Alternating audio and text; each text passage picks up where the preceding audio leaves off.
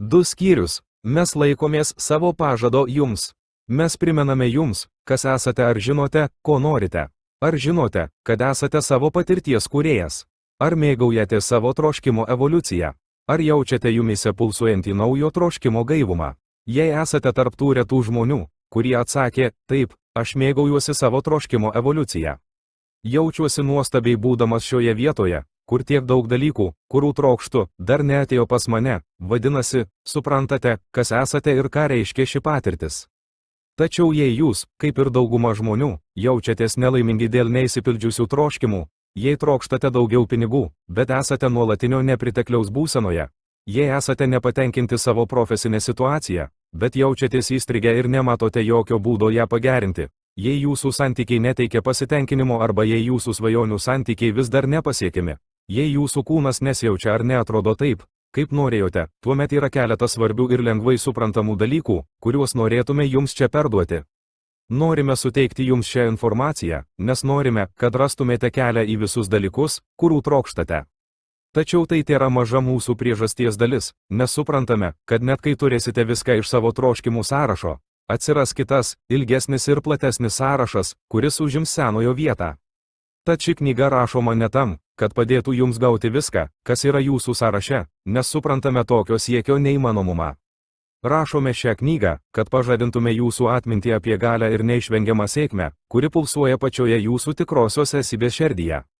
Rašome šią knygą, kad padėtume jums sugrįžti į optimizmo, pozityvaus laukimo ir besiplečiančio pasitenkinimo būseną, ir kad primintume jums, jog nėra nieko, kuo negalėtumėte būti, ko negalėtumėte padaryti ar turėti.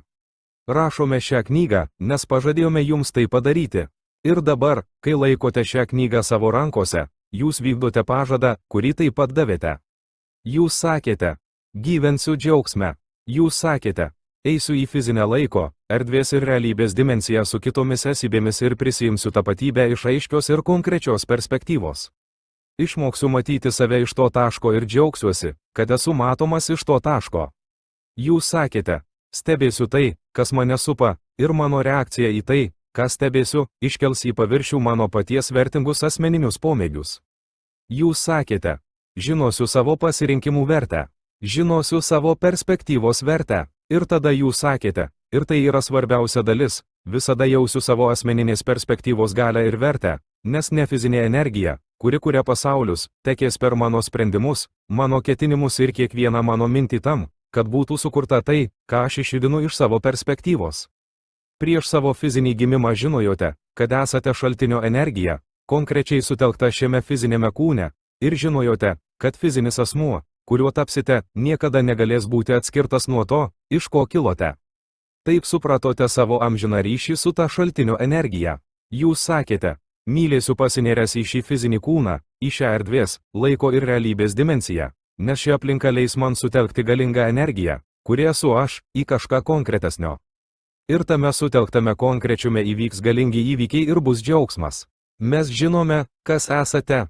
Atėjote čia, į šį nuostabų kūną, prisimindami pasitenkinimą, galingą savo prigimtį, žinodami, kad visada prisiminsite šaltinio, iš kurio atėjote, spindesį ir žinodami, kad niekada neprarasite ryšio su tuo šaltiniu. Dabar mes esame čia, padedami jums prisiminti, kad nesvarbu, kaip dabar jaučiatės, negalite prarasti ryšio su tuo šaltiniu. Esame čia, kad padėtume jums prisiminti galingą savo prigimtį ir padėtume sugrįžti į pasitikėjimą, pasitenkinimą, pas žmogų, kuris visada ieško kažko nuostabesnio, kam galėtų skirti savo dėmesį. Kadangi žinome, kas esate, lengvai padėsime jums prisiminti, iš kur atėjote. Kadangi žinome, ko trokštate, lengvai padėsime jums patiems pasiekti tai, ko trokštate. Nėra nieko, kuo negalėtumėte būti, ko negalėtumėte padaryti ar turėti norime, kad prisimintumėte, jog nėra nieko, kuo negalėtumėte būti, ko negalėtumėte padaryti ar turėti, ir norime padėti jums tai pasiekti. Tačiau mes mylime tai, kur esate būtent dabar, net jei jūs to nemylite, nes suprantame, kokia maloni bus jūsų kelionė, iš ten, kur esate, ten, kur norite patekti. Norime padėti jums palikti visas nuostatas, kurias įgijote savo kelyje ir kurios prieštarauja jūsų džiaugsmui bei galiai, ir norime padėti jums vėl suaktyvinti galingas žinias, pulsuojančias jumise, pačioje jūsų esybės gilumoje. Todėl atsipalaiduokite ir mėgaukite šią ramią kelionę, kad iš naujo atrastumėte, kas iš tikrųjų esate.